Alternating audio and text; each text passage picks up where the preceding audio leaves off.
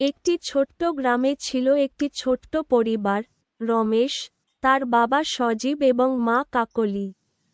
তাদের বাড়িটি ছিল গ্রামটির এক প্রান্তে, যেখানে প্রায় সবসময়ই একটা নীরবতা ছিল। গ্রামটা এতটাই নির্জন ছিল যে বিকেল বেলা হতেই অদ্ভুত এক শীতলতা গ্রামে ছড়িয়ে পড়ত। এই গ্রামের মধ্যে ছিল এক পুরনো, ভাঙাচোরা মন্দির, যার দিকে কেউ চোখ তুলেও তাকাতে চাইত না। স্থানীয়রা বলতো, ওই মন্দিরে ভূতের বাস। কিন্তু রমেশ এসব গল্পকে গুরুত্ব দিত না। তার কাছে ভূতের গল্প ছিল শুধুই প্রহসন। এক সন্ধ্যায়, যখন আকাশে কুয়াশা জমছিল, সজীব রমেশকে ডেকে বলল, আজ রাতে তুমি কিছু দেখতে পাবে। যা দেখবে সেটা তোমার জীবনের সবচেয়ে বড় শখ হবে। রমেশ হাসতে হাসতে বলল, বাবা, ভূতের গল্প কেন বলছো? এসব তো গল্প ছাড়া কিছু না। সজীব কিছু বলল না, তবে তার চোখে এক অদ্ভুত শান্তি ছিল। সজীব জানত, আজ রমেশের চোখে পৃথিবী এক নতুনভাবে দৃশ্যমান হবে।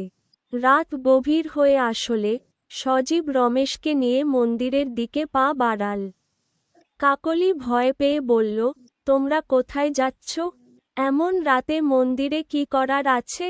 সজীব এক পা ফেলে আর এক পা ফেরাল না।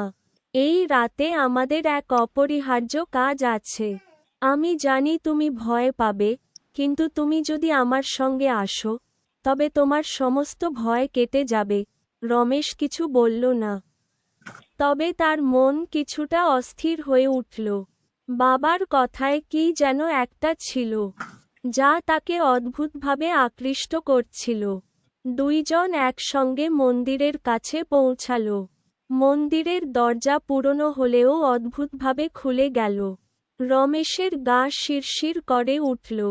সজীব মন্দিরে প্রবেশ করল। রমেশ পিছিয়ে আসতে চাইল, কিন্তু সজীব তাকে থামিয়ে দিল। তুমি যদি এখানে না আসো, তবে তোমার সেই ভয় তোমার জীবনের অংশ হয়ে উঠবে। কিন্তু তুমি যদি সাহস দেখাও, তবে তোমার জীবন পরিবর্তিত হবে। রমেশ কিছুটা দ্বিধায় মন্দিরে প্রবেশ করল। মন্দিরের ভেতর প্রবেশ করার সাথে সাথে চারপাশের বাতাস একেবারে ঠান্ডা হয়ে গেল। মন্দিরের ভেতর ঢুকতেই রমেশের চোখের সামনে এক অদ্ভুত দৃশ্য উপস্থাপিত হল। একটি রহস্যময় আলো, যা চারপাশে ভাসতে শুরু করল। আলোটা একসময় এক জায়গায় জমে গেল, এবং সেই আলোর ভেতর থেকে এক ভূতের উপস্থিতি স্পষ্ট হতে লাগল। ভূতটি ধীরে ধীরে স্পষ্ট হয়ে উঠল। তারা ছিল সজীব, কিন্তু কোনোভাবেই সজীবের মতো নয়। তার চোখে ছিল অদ্ভুত একটা আগুন, এবং তার শরীর থেকে বেরিয়ে আসছিল একটা ঘন কালো কুয়াশা। সজীব তখন আর তার বাবা ছিল না, সে হয়ে উঠেছিল ভূতের রাজা, যাকে সবাই ভয় পেত। রমেশ সজীবের দিকে তাকিয়ে বুঝতে পারল, তার বাবা এক সময় এই গ্রামের ভয়ঙ্কর ভূতের রাজা ছিল। কিন্তু কেন আজ তাকে এমন রূপ ধারণ করতে হলো? সজীব এক অদ্ভুত গম্ভীর কণ্ঠে বলল, আজ থেকে তুমি বুঝবে আমি কে। আমি সেই ভূতের রাজা, যার নাম সবাই ভয় পায়। তুমি যদি সাহসী হও, তবে তোমাকে এই শক্তির উত্তরাধিকারী হতে হবে। রমেশের চোখে বিস্ময়, আতঙ্ক আর সংশয়ের মিশ্রণ। সে চিৎকার করতে চাইল, কিন্তু তার মুখে শব্দ বের হচ্ছিল না। সজীব এক মুহূর্তের জন্যও তার চোখ থেকে চোখ সরিয়ে নিল না। মন্দিরের ভেতর আরও ভূত এসে হাজির হতে লাগল। তারা একে একে সজীবের কাছে এসে সম্মান জানাতে শুরু করল। ভূতের রাজা সজীব তাদের এক ইশারায় শান্ত করে দিল। আজ রাত থেকে তুমি জানবে, এই শক্তি আমার। তুমি, আমার ছেলে, এই ভূতদের রাজত্ব চালাবে।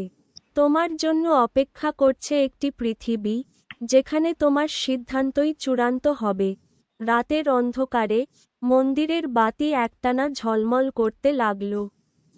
আর সজীবের প্রভাব এতটাই শক্তিশালী ছিল যে গ্রামজুড়ে ভূতেরা তার আদেশ মেনে চলতে শুরু করল।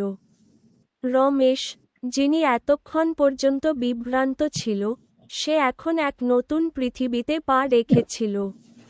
রাতের অন্ধকারে ভূতের রাজা সজীব তার ছেলে রমেশকে নির্দেশ দিল, আজ থেকে তোমার প্রতিটি সিদ্ধান্তই গুরুত্বপূর্ণ। এই ভূতরাজ্যে তোমার ভূমিকা শুধু যে শাসক তা নয়, তুমি একদিন এই শক্তিকে নিজের জন্য ব্যবহার করবে। রাতে মন্দিরের বাতি নিভে যাওয়ার পর সজীব ও রমেশ একে অপরকে এক দীর্ঘ চুপচাপ চোখে দেখল। রমেশ জানত, আজকের পর তার জীবনের গল্প পাল্টে যাবে। ভূতের রাজত্বে তার জন্য নতুন এক অধ্যায় শুরু হবে। বন্ধুরা, এপারে জীবন থেকে ওপারে জীবন অনেক ভালো। সবাই নামাজ পড়বে।